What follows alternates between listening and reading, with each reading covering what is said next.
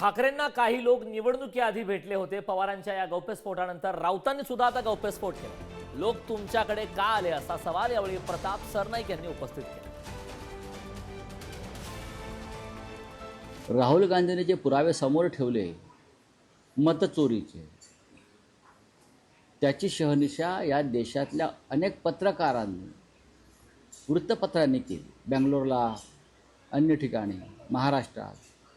तरीही निवडणूक आयोग जर पुरावे मागत असेल तर त्यांनी डोळ्यावरती पट्टी बांधलेली आहे आणि त्यांच्या तोंडामध्ये बोळा कोंबलेला आहे, हे मला स्पष्ट दिसतं। अशा निवडणूक आयोगाच्या विरोधामध्ये उद्या इंडिया ब्लॉकचा सर्वपक्षीय लॉंग मार्च आहे।